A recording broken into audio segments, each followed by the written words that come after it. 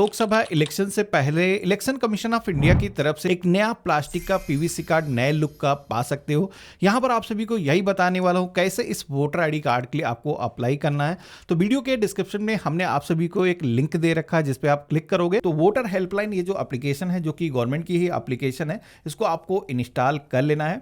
Application को आप first time open करोगे तो पेज का जो इंटरफेस है कुछ इस तरीके का आएगा, जहां पर आप सभी को अपना जो मोबाइल नंबर है पासवर्ड इंटर करके लॉगिन करने के लिए बोला जाता है। अब अगर आप फर्स्ट टाइम आ रहे हो, अभी तक इस एप्लीकेशन को आपने यूज नहीं किया है, तो यहाँ पर न्यू यूजर के ऑप्शन पे क्लिक करके आप अपना जो अकाउंट है वो बना सकते हो। तो जैसे मैंने क्लिक किया है, यहाँ पर मोबाइल नंबर फिल करने के लिए बोला जाता है। सेंड ओटीपी की टैब पे क्लिक करोगे तो यहाँ पर फोन पर एक ओटीपी आएगा।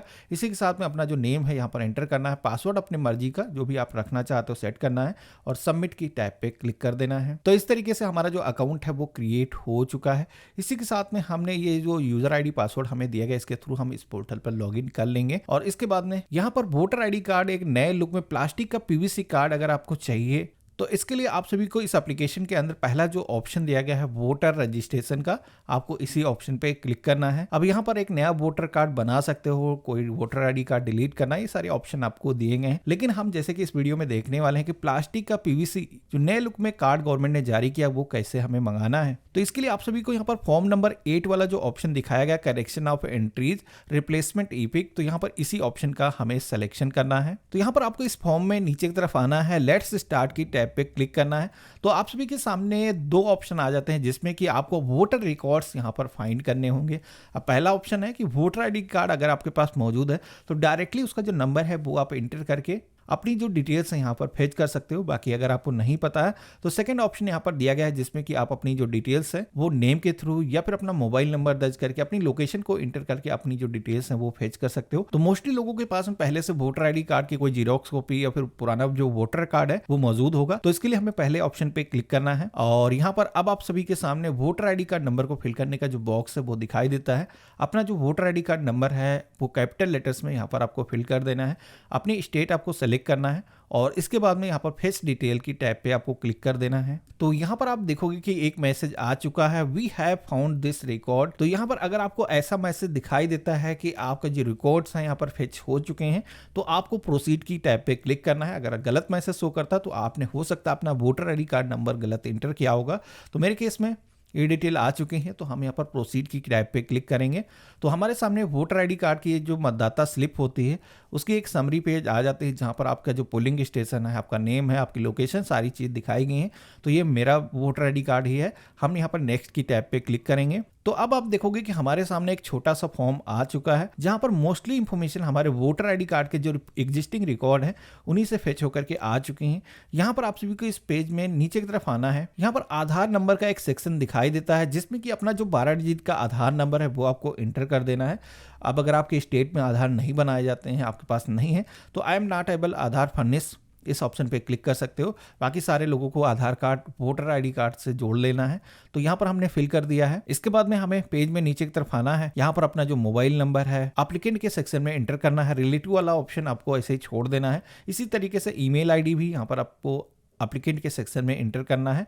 तो यहाँ पर आपकी जो जीमेल आईडी है उसको आप एंटर कर लोगे। देन आपको यहाँ पर नेक्स्ट की टैब पे क्लिक करना है। तो यहाँ पर हमने जैसे फिल किया है तो अब आप देखोगे कि हमारे सामने एक ऑप्शन चूज करने का जो पेज है वो आ चुका है जहां पर बेसिकली आपसे ये पूछा जाता है कि आप अपने वोटर आईडी कार्ड में क्या करना चाहते हो। क्योंकि इस ऑप्शन के जरिए अगर आप वोटर आईडी कार्ड को किसी लोकेशन में शिफ्ट करना चाहते हो तो वो भी कर सकते हो। करेक्शन करना है, नाम पता या फोटो चेंज करना है तो वो भी हो सकता है। इसी के साथ में अगर आप कोई करेक्शन नहीं करना चाहते हो, जैसे कि हम इस वीडियो में यही देखने वाले हैं कि हमें एक नया पीवीसी वोटर आईडी कार्ड कैसे मंगाना है, तो यहाँ पर जो तीसरा ऑप्शन दिखाया गया issue of replacement EPIC without correction, तो हमें इस ऑप्शन पे ही क्लिक करना है क्योंकि यहाँ पर कोई करेक्शन हम नहीं करने वाले हैं। अपने वोटर आईडी कार्ड की एक नई कॉपी हम चाहते हैं। अब नेक्स्ट करोगे तो अगला जो सेक्शन आता है जहां पर आपसे पूछा जाता है कि भाई वोटर आईडी कार्ड की कॉपी क्यों मंगाना चाहते हो। अगर आपके पास पुराना वोटर आईडी कार्ड है तो कोई रीजन होगा मंगाने का। तो यहाँ पर हम ऐसा तो नहीं बोल सकते कि हमारे पास पुराना वोटर आईडी कार्ड है, हम नया चाहते हैं। तो इसके लिए यहाँ पर जो ऑप्शन दिखाए गए हैं जैसे कि हमारा पुराना वोटर आईडी कार्ड वो खो गया है, लॉस्ट हो चुका है, या फिर उसकी जो डिटेल्स वो मिट चुकी हैं, तो यहाँ पर मैनिपुलेटेड का जो ऑप्शन दिया गया है इस केस में आप सेलेक्ट कर सकते हो।